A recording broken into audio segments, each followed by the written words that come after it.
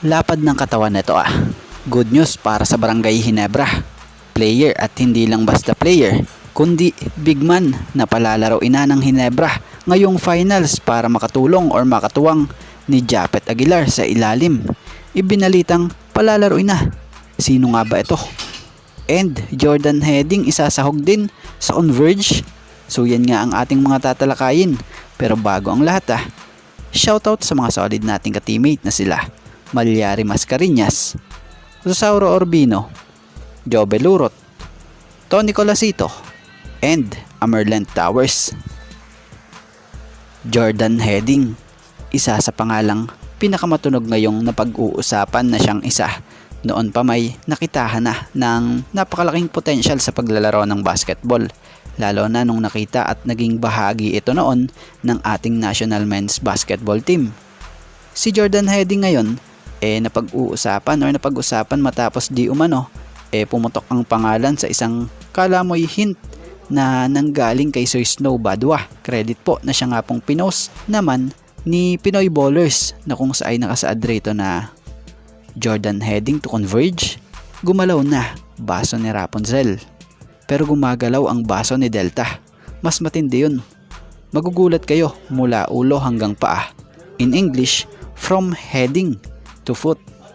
So mukhang possible ngang after kay Troy, Mikey, at ngayon naman Jordan Heading naman ay talagang kapanapanabik kung matuloy man ang lahat ng ito.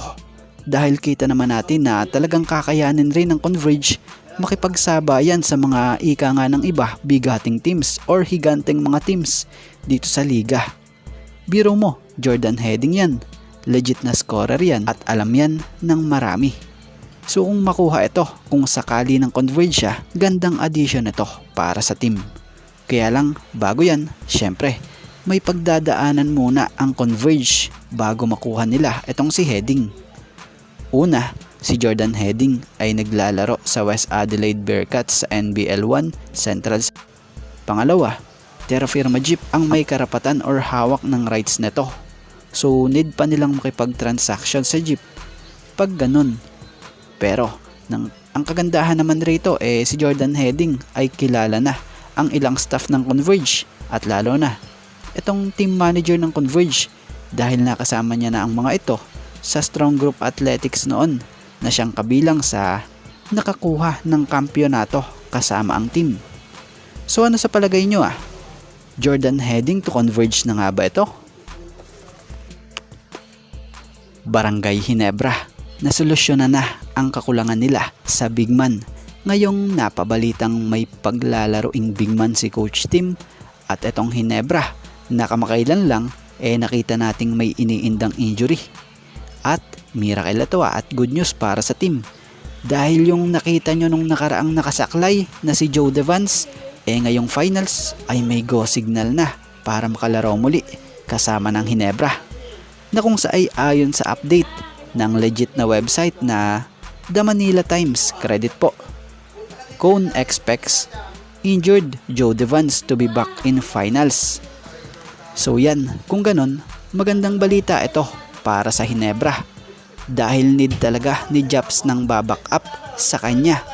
Dahil kung mapapansin nyo, big impact pa rin talaga si JDV sa Ginebra, lalo na nang maglaro yan sa semis kontra SMB na siyang naaasahan sa opensa man yan or depensa. Bagamat sobrang veterano na, pero laki pa rin ang ambag niya sa Ginebra, lalo na sa pag-setup ng mga play gaya nito na siyang nakapagpapadali sa opensa ng Ginebra. So ngayon, good news dahil ayon kay Coach Tim, expected nila na maglalaro na si Joe Devans kontra TNT ngayong finals sa Best of 7 series ng PBA Governors Cup. Siya nga pala, pahabol lang sa update sa mga nagtatanong, saan ba nakuha ni JDV ang injury niyang ito nung nakaraan? So nakuha ni JDV yung injury na nung nakaraan pang game 5 ng semifinals na siya nga pong aksidenteng na-hit ni SMB Import EJ Anosike, kaya nagresulta ng knee injury. Pero buti na lang hindi ito naging malala, dahil kung naging malala ito tsak, tapos na. at di na natin makikita maglaro ito dito sa finals na to ng Ginebra kontra TNT Tropang Giga. So yan nga, sa ngayon ito nga lang po muna ang ating sports pasada, and thank you for watching guys, and God bless everyone. Shoutout sa mga solid nating ka-teammate na sila Malyari Mascareñas,